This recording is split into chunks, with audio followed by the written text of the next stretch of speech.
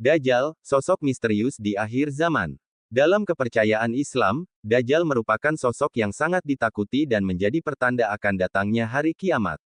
Ia digambarkan sebagai seorang penipu ulung yang akan muncul di akhir zaman untuk menyesatkan manusia.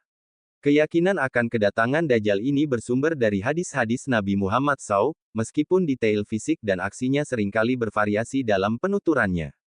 Gambaran Dajjal dalam hadits. Hadis-hadis Nabi menggambarkan Dajjal dengan berbagai ciri. Secara umum, ia digambarkan sebagai seorang laki-laki yang buta sebelah mata, memiliki tubuh yang kekar dan kuat, serta memiliki kemampuan untuk melakukan mukjizat palsu. Mukjizat palsu ini bertujuan untuk menyesatkan manusia dengan menunjukkan keajaiban-keajaiban yang seolah-olah berasal dari Tuhan. Ia akan mengaku sebagai Tuhan dan akan menawarkan berbagai kenikmatan duniawi untuk menggoda manusia agar mengikutinya. Beberapa hadits juga menyebutkan ciri-ciri lain, seperti kemampuan menciptakan surga dan neraka palsu. Dajjal akan menunjukkan surga dan neraka palsu kepada manusia untuk menguji iman mereka. Kemampuan untuk menghidupkan orang mati, kemampuan ini juga merupakan bagian dari mukjizat palsunya untuk meyakinkan manusia akan keilahiannya. Memiliki pengikut yang sangat banyak, banyak manusia yang akan tertipu oleh tipu dayanya dan menjadi pengikutnya.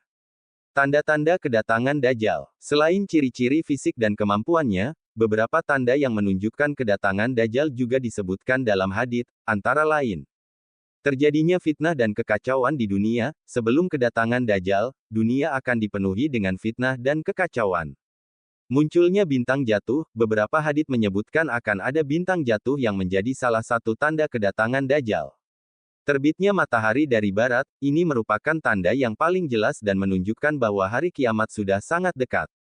Bagaimana menghadapi Dajjal? Hadits Nabi juga memberikan petunjuk bagaimana menghadapi Dajjal. Yang terpenting adalah berpegang teguh pada ajaran Islam dan memperkuat iman.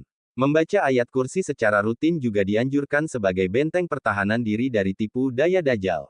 Selain itu, kita juga harus selalu berdoa kepada Allah SWT agar dijauhkan dari fitnah Dajjal dan diberikan kekuatan untuk tetap berada di jalan yang benar.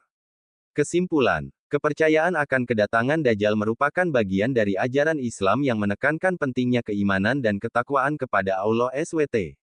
Meskipun detailnya mungkin berbeda-beda dalam berbagai hadits, inti dari kisah Dajjal adalah peringatan akan bahaya tipu daya dan godaan duniawi yang dapat menyesatkan manusia. Dengan memperkuat iman dan berpegang teguh pada ajaran Islam, kita dapat menghadapi segala cobaan dan fitnah, termasuk kedatangan Dajjal di akhir zaman.